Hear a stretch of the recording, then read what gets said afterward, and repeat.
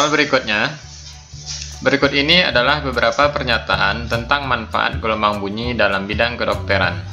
1. Dalam tubuh manusia, pulsa-pulsa ultrasonik dipantulkan oleh jaringan-jaringan, tulang-tulang, dan cairan tubuh dengan massa jenis yang sama. 2. Pemeriksaan melihat janin dalam perut ibu hamil menggunakan ultrasonografi. 3. Pemeriksaan dengan ultrasonografi bisa merusak otak dan hati manusia. 4. Prinsip efek Doppler dapat digunakan untuk mengukur laju aliran darah. Pernyataan yang benar adalah nomor. Soal ini berkaitan dengan aplikasi dari gelombang bunyi dalam bidang kedokteran. Kita lihat satu persatu. Untuk pernyataan yang pertama, dalam tubuh manusia, pulsa-pulsa ultrasonik dipantulkan untuk jaringan, tulang, dan cairan tubuh dengan massa jenis yang sama. Ini benar ya Adik, karena ini merupakan prinsip dari alat ultrasonografi atau disingkat dengan USG. Yang kedua, pemeriksaan melihat janin dalam perut ibu hamil menggunakan ultrasonografi, ini juga benar.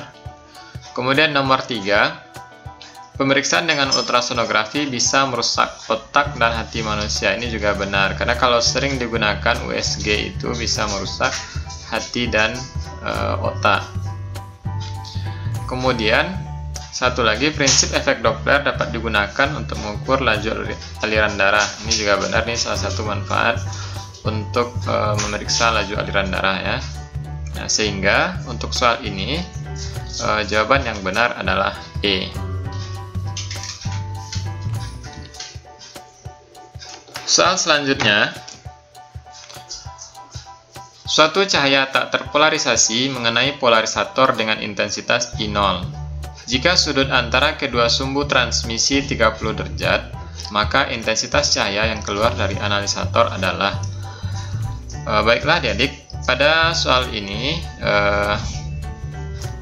berkaitan dengan salah satu sifat cahaya, yaitu polarisasi cahaya. Nah, berkaitan dengan polarisasi, ada alat yang dinamakan dengan polarisator. Nah, di mana rumus yang kita gunakan untuk menghitung intensitas cahaya yang keluar dari analisator adalah I2. Jadi di sini ditanya adalah I2 ya. I2 sama dengan I0 dikali setengah cos kuadrat theta ya. Nah, kita masukkan nilainya I0 dikali setengah dikali cos, berarti cos kuadrat dari 30. Nah, sama dengan I0 kali setengah. Nah, cos 30 berapa adik? Ya, cos 30 setengah akar 3. Ini kita kuadratkan ya. Sama dengan I0 dikali setengah akar 3, kita kuadratkan jadi 1/4 kali 3 gitu ya. Nah, kemudian ini kita kalikan, maka hasilnya kita boleh ya 3/8 I0. Nah, maka jawabannya adalah iya D.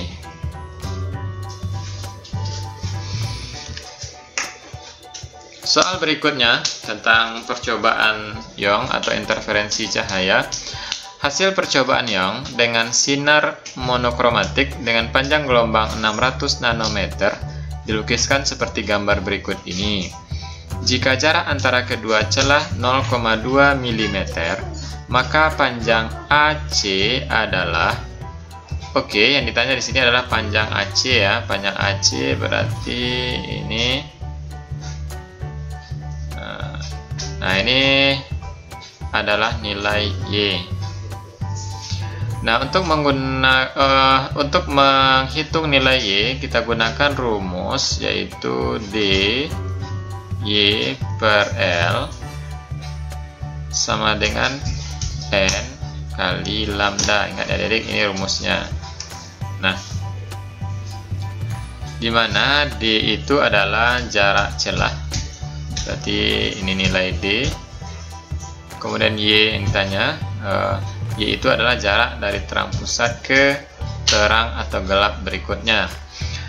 Nah, tadi saya lupa menyebutkan bahwa ini digunakan untuk interferensi maksimum.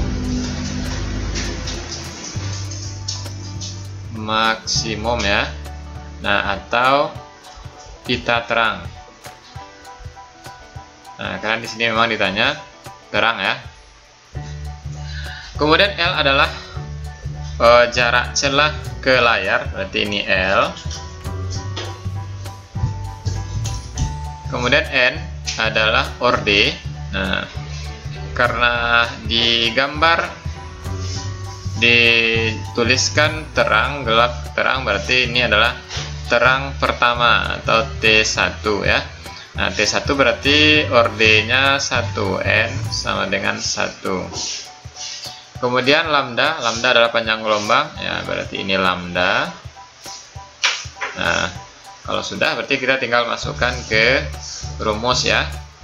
Nah, berarti kita tuliskan di 0,2 mm. Nah, jangan lupa adik kita jadikan dulu ke dalam meter agar kita mudah dalam hitung nanti ya. Nah, kemudian 600 nanometer ini sama dengan 6 kali 10 pangkat min 7 meter. Ini sudah dalam meter. Oke. Nah, kita tuliskan kembali.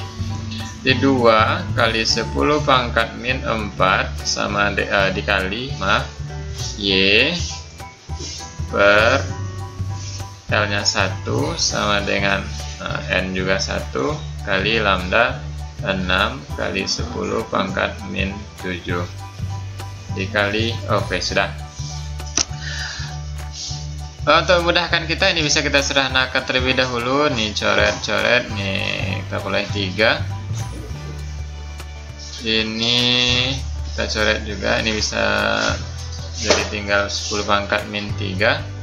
Nah, sehingga Y sama dengan, ya ini tinggal 3 kali 10 pangkat min 3 ya. Nah, ini masih dalam meter. Nah, karena offsetnya dalam milimeter, nah, sehingga kita rubah kembali ke dalam milimeter. 3 kali 10 pangkat min 3 meter, berarti ini sama dengan 3 milimeter. Nah, ini hasil akhirnya adik-adik. Nah, jawaban untuk soal ini adalah C ya.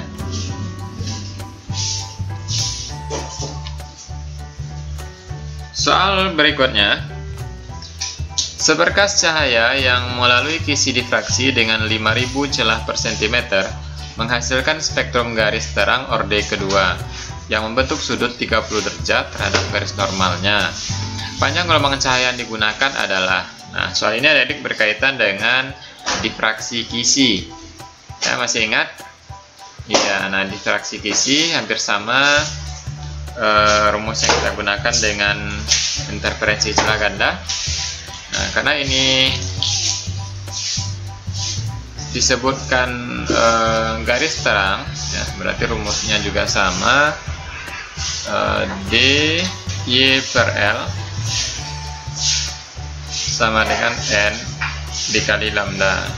Nah, tetapi di sini pada soal ini yang diketahui adalah nilai sudut ya. Nah, maka ini kita modifikasi rumusnya atau kembali ke rumus awal, bahwa rumusnya adalah D kali sin theta sama dengan N lambda. Ini kita pakai rumus untuk soal ini ya.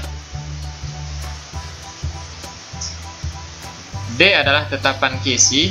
Nah, D itu kita hitung dengan rumus D sama dengan 1 per N ya, dimana N itu adalah jumlah kisi ya. Berarti ya, yang N di sini adalah ini N, kemudian ini sudah jelas theta. Nah, kemudian orde kedua, berarti N kecil untuk orde adalah 2 ya. N kecil sama dengan 2. Nah, baik, kita hitung terlebih dahulu nilai D atau tetapan kisi. D sama dengan 1/5000.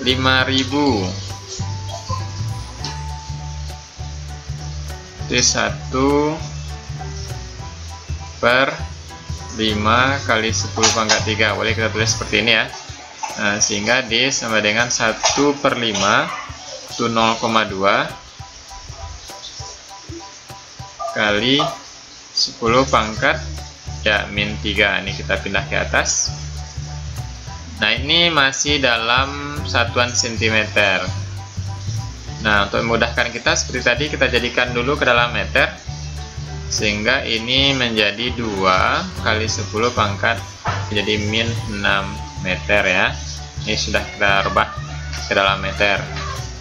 Nah, oke, setelah itu baru kita masukkan ke dalam rumus ini.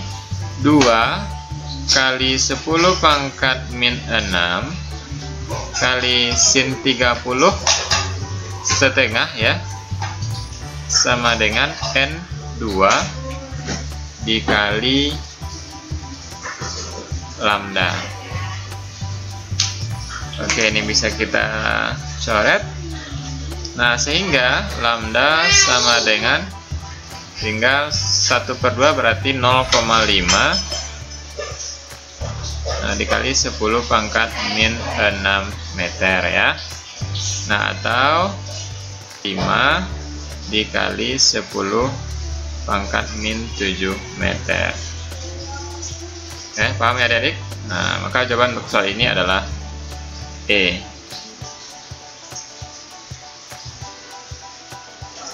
Soal berikutnya, bagian mata yang berfungsi untuk melindungi mata bagian dalam adalah, nah, soal ini berkaitan dengan alat optik yaitu mata. Nah, berkaitan dengan fungsi bagian mata. Nah, sebelum kita melihat jawaban, tidak ada salahnya kita melihat fungsi bagian masing-masing. Nah, yang pertama lensa.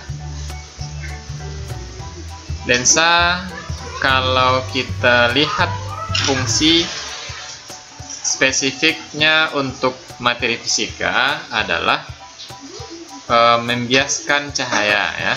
Nah, sebenarnya fungsi dari lensa ini ada beberapa macam. Nah, terkait dengan fungsi secara fisikanya adalah membiaskan cahaya ya.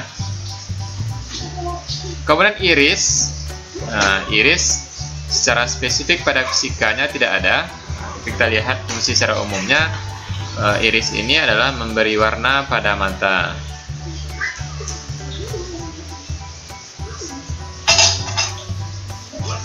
Pada mata ya. Nah, jadi yang membedakan warna hitam, coklat, kebiru-biruan atau kehijau-hijauan untuk mata orang Eropa, itu adalah iris ya. Kemudian pupil. Nah, fungsinya adalah mengatur cahaya ya. Mengatur cahaya. Nah, mengatur di sini maksudnya adalah mengatur sedikit banyaknya cahaya yang masuk ke mata. Nah, kemudian kornea. Nah, kornea ini tempat awal masuknya cahaya. Nah, karena kornea terletak di bagian luar, nah, jadi fungsi lainnya adalah melindungi ya, melindungi mata bagian dalam. Mata saja ya kita tulis, melindungi mata. Nah, itu sudah jelas jawaban untuk soal ini adalah D ya. Nah, kemudian yang terakhir retina. Nah, berfungsi untuk tempat terbentuknya bayangan.